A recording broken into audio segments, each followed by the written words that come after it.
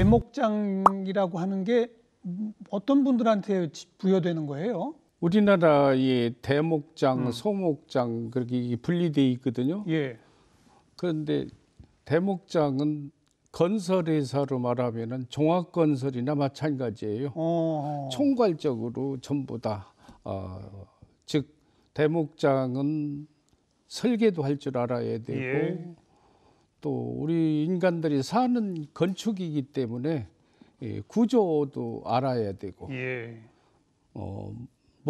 목구조의 우수성과 쓰임새도 잘 터득하고 알아야 되고. 그러니까 한마디로 한옥 건축의 전반 모든 것 그렇죠. 그걸 다 전문으로 하는 분을 대목장. 예.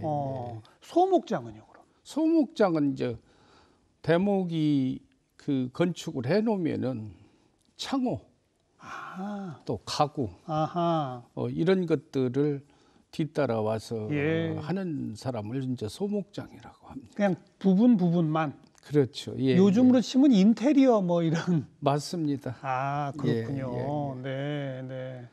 우리 국가 중요 무형문화재가 되셔야 대목장이라는 칭호를 받는 겁니까? 어떻게 되는 겁니까? 예, 맞습니다. 그럼 지금까지 모두 몇 분이 계신 거예요? 돌아가신 분도 계시고 해서 한 대여섯 분 있었었죠. 예, 고택용 선생, 배의완 선생, 이광규 선생 그렇게 세 분이 계셨고 국가문화재로 해서는 지금 저하고 숭례문 때 좀 얘기 있었던 신 선생하고 전 선생하고 이렇게 여섯 분입니다. 총 6분인데 3분은 자꾸 하셨고 예. 3분은 생존에 계신데 예. 활동하시는 분은 유일하시다면서요? 예, 뭐 다른 분도 하실 수 있을지는 모르나 제가 아는 거로 해서는 한 분은 나이 때문에 연세 때문에 못 하시고 또 한 분은 숭례문 문제로 다 해서 좀 못 하시고 그래서 지금 제가 제일 많이 활동하고 있죠. 제가 처음 소개할 때 우리 대목장님의 선조께서 숭례문 축조하신 분이라고요? 맞아요? 예, 그때 판사 통정대부로다가 정부 삼품벼슬로다가 당상관 그러다 관직을 받으시면서 숭례문 그 상량문에도 경사경자, 이슬유자, 경사경자, 최유경 주의 20대조 조부께서 함자가 있죠. 그러시고 이제 전주의 풍남문, 전주 도청, 천도에서 계실 때는 삼도 관찰사로 그때 전라남북도하고 제주도까지 관장하셨던 관찰사로 계시면서 풍남문하고 전주 도청을 못하시고 관료로서 그러니까 직접 그러니까 소위 목수로 축조하신 건 아니고 관리하신. 그 사실을 언제 아셨어요? 내 20도 선조가 그런 그 당시에 관료였다는 거 사실을 어떻게 아셨어요? 30여 년 전에 그 1차 그 숭례문 복원할 때 그때 그 상량문을 보았었고 또 상량문의 주인은 이제 그런 데 관심이 있으니까 유심히 상량문 같은 거를 많이 보죠. 그래서 이제 거기에 있고 제가 그 종친의 그 일도 좀 조금 보고 있어요. 그래서 그 우리 족보상으로 전주 채문에 좀 유일한 중시조다 하는 것을 이제 한 30여 년 전에 알게 돼서 못했었죠. 짓는 이 기능자들은 지금도 그렇지만 옛날에는 더 유명하지 않았어요. 그 당시는 도편수 이렇게 부르지 않았었나요? 도편수죠. 그죠? 이게 도자가 들어가는 게 그 대목장에게만 도자가 들어갑니다. 이렇게 보면은 더 정확하죠. 그 시대 인간들이 추구하는 것을 제일 이해를 하고 잘 알고 또 그것을 못 알은 사람이 대목장이다. 예. 하긴 건축이라는 것은 그 시대의 요구, 시대에 사는 사람들의 삶의 요구가 다 투영돼야만 만들어지는 거 아닙니까? 그럼요. 그걸 종합적으로 설계부터 시작해서 건설 전반을 관리하는 게 대목장이고, 과거에는 그걸 도편수라고 불렀다. 맞습니다. 그리고 예. 그 밑에 이제 분야별로 하시는 분들은 도를 못 붙이고 그냥 편수. 편수. 예.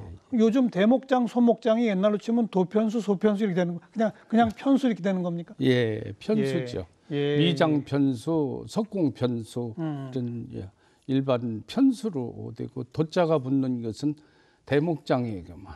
알겠습니다. 예. 네. 근데 어쩌다 그러면 이 길로 접어드신 거예요? 제가 목수일 시작한 지가 햇수로 61년입니다. 상당히 오래됐죠. 몇 살 때 그럼 시작하시고? 이게 16살, 17살 곧 고무렵에 이제 그때야 얼마나 어려웠습니까? 살기가. 그리고 그 당시에는 먹고 살기 위해서 생계나 모든 것을 연명하기 위해서 목수일도 배웠고. 그럼 16, 17 그 나이에 목수이라는 것이 주변에 누구 연결되는 분이 있었습니까? 친척이나 뭐 누구 중에? 저 같은 경우는 서울에 와서 독학으로 학부도 얻었고 배우고 모든 것을 했지만 시골에서야 초등학교 졸업하면은 어렵죠. 어렵죠. 예. 그러니까 아주 주위 사는 고향에서도 아주 참 한 마을에서도 한두 명 정도 상급 학교에 진학할까 할까 그런 정도. 그러니까 제일 가차웠던 것은 이제 서당이 이제 구학문. 서당. 그렇죠. 그래서 이제 그런 것을 배우고 서예. 그러니까 초등학교 졸업하고 서당 공부하시고. 예. 구학문 공부하고 이렇게 하는 과정에서 참 서당 그 선생님의 아들 되는 분이 목수를 하는데 우리 원래 그 덕기 선생님이라는 분은 김용사 밑에 마을에서 사시던 분이에요. 덕희 선생님? 김덕기. 김덕자 희자. 예. 근데 그분이 상산 김씨인데 문경 그 김용사 밑에 그 마을에서 이렇게 살으셨는데 그분이 왜 수덕사 있는 데로 오셨는 거 아니에요? 수덕사 만공선사 그 분이 그 수덕사 복원을 할 때 전국적으로 선별을 했어요. 목수 대목을 선별을 해서 이제 심사를 하는 과정에 저희 김덕기 선생님하고 김중희 선생님이 그 형제분인데 그분이 만공선사한테 그 선정이 돼가지고 수덕사 복원 사업에 뽑히신 거네. 그래서 이제 그분들이 뭐 삼형제 분들이 다 그 덕산 면인 그 수덕사 근처로 다 이사를 온 거예요. 그렇게 해서 보다니까 그 저희 선생님들이 선정이 돼가지고 그 수덕사 복원을 하시니까 다 이사 와서 거기 와서 살면서 보다시니까 시부도 그 근처 그 사람들이 뽑혀서 일을 하게 됐군요. 많이 못해갖고. 아니 그러니까 그 수덕사 복원 사업에 최고의 도편수 분들이 발탁이 되고 그분들 휘하에서 공부하시게 됐다는 거 아닙니까? 그럼 그 전에 아까 말씀하신 그 서당 훈장님의 자제분하고는 어떻게 되는 거예요, 그러면? 그분도 그 내내 그 우리 같은 선생님의 제자죠. 먼저 그분이 이제 발천을 해서 천거를 하고 이렇게 해서 같이 가서 일을 하게 됐는데. 그러니까 서당 훈장님 자제분이 먼저 목수를 했고. 그렇죠. 우리 대목장님께서도 그 훈장님 자제분 따라서 목수 일을 시작한 거예요? 맞습니다. 그러다가 마침 큰 일감이 생겨가지고 거기에 이제 발탁이 되신 거구만. 예. 아무것도 우리 사람의 삶은 다 똑같겠지만 특이하게 우리 건축, 한옥의 건축은 이 한옥이 중국에서 1300년 전에 우리나라로 건너와 갖고 우리나라에서 일본으로 건너간 것이 이 전통 건축입니다. 그런데 한옥 중에는 목조 건축 중에는 전각이 있고 또 생활 건축이 있지 않습니까? 그러니까 이 사원 건축은 왜 섬세하냐면은 사원 건축에는 대목, 소목, 미장, 석공 무슨 이런 분야 모든 게 다 있죠. 전부 그런 것을 다 알고 배워야 그렇죠. 사찰을 지을 수 있죠. 도편수가 될 수가 있고 대목장이 될 수가 있어요. 그러니까 16, 17에 처음부터 어찌 보면 좀 귀한 기회를 잡으신 거네요. 제대로 배울 수 있는. 예, 맞습니다. 근데 그 당시에는 어떻게 교육이 이루어졌어요? 실은 그 말하기가 참 난감할 때도 있습니다. 그런데 어떤 점에서요? 그 당시에는 밥만 먹여줘도 다행이다 생각할 정도로. 그렇죠. 뭐 시골에서 큰 공부 않고 또 많은 재물이 없으니까 항상 식사 관계 이런 것들이 밥만 먹여주면 뭐더니까 밥만 먹여주면 그것이 아주 천만 다행이다 생각하고 그 당시에 이 사람들이 일하는 연장도 없으니까 연장이 없어요. 왜냐하면 돈 몇 푼 주는 거 내가 써고 내가 먹고 살고 또 가족도 부양해야 되고 이러니까 무슨 연장을 많이 장만할 수가 없잖아요. 그만큼 또 귀했고 그 당시는 연장이 참 귀할 정도가 아닙니다. 그래서 다. 근데 대목장님도 처음에 가서 일을 배우실 때는 그냥 허드렛 일만 하셨을 거 아니에요? 그렇죠. 똑같습니다. 그죠? 예. 연장도 손에 못 쥐어 보셨을 거고. 그렇죠. 누가 근데 체계적으로 옆에서 야 따라 배워 이렇게 하는 거야 가르쳐는 줍니까?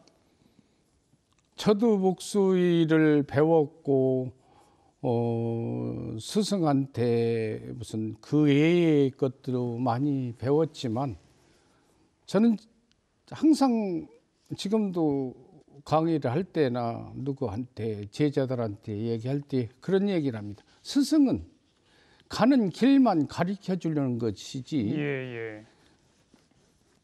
전부 세세하게 가르칠 수가 없는 게 스승의 입장입니다. 저도 보면 그런 것들을 본인이 잘 습득하고 노력하고 해서 살아야 또 배워야 되는 거 아니겠습니까? 근데 그 어린 나이에 처음 그쪽 이 목수 일을 접하고 뭐 조금씩이나마 허드렛 일부터라마 시작해 보니까 뭐 어떻게 좀 적성에 맞는다고 할까, 몸에 맞는다고 할까, 가능성이 보이시던가요? 어땠습니까? 그렇죠. 저는 시작하기를 사장 좀 해보자. 사장?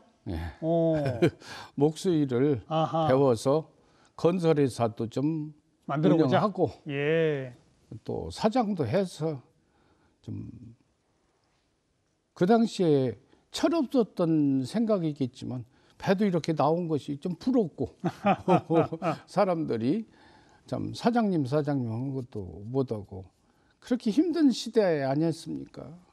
그렇게 시작을 했는데 그러니까 목수로 내가 한번 대성해 봐야 되겠다. 욕심이 있으셨군요. 예, 제가 뭐 조금 좀 다른 사람보다 좀 기억력하고 이 손재주라고 하죠. 그거는 조금 좀 다른 사람보다 좀 유난하다고 할까요? 타고나셨어요? 타고났다고 할 정도로 조금 앞서갑니다. 그러면 뭐 처음 시작부터 스승님들 보기에도 좀 남다른 제자였겠네요. 가라게도 가지도 않은 사람이에요. 어딜 가요? 집에 가라고 해도. 왜요? 예를 들어 1년 동안 일을 할 때서 그저 한 반 정도 6개월 정도 되면은 어지간하면 대부분 보내요. 예, 보내서 남는 사람은 1,000원이죠. 그만큼 노력을 해야 되고. 근데 가라고 했는데 안 가셨어요? 뭐로 가면은 돼요? 안 되지. 그냥 버티셨어요? 예. 아니 가는 채에다 돌아서 와야죠. 네. 뭐 손재주나 기억력 아까 좀 남다르다고 하셨지만 또 열심히 하셨군요. 전 지금도 그런 얘기를 합니다. 제자들이나 학생들한테 노동자는 또 기능자는 항상 부지런하고 열심히 노력해야 네. 뭔가 성취하는 거지. 예. 그냥 가만히 앉아서 뭐 누가 갖다 줄 그런 생각을 해서는 안 된다고 저는 알겠습니다. 그 대목장 되기 전에 예. 내가 느꼈던 게 있어요. 어떤 거예요? 지금도 내가 자진해서 그 설계, 예. 즉 도서적으로 설계도 내가 해야 한옥의 기능, 한옥의 그 원리를 터득을 빨리 할 것 같더라고요. 직접 처음부터 설계해 봐야. 예, 그렇죠. 생각이. 그러니까 조그만 단칸방에서 살 때도 조그만 책상 하나 놓고서 그 저기 맞든 안 맞든 남이 도면을 갖다 놓고서도 그걸 밤새 그 도면 한 장이 뽀얗게 필 정도로 만져야 돼요.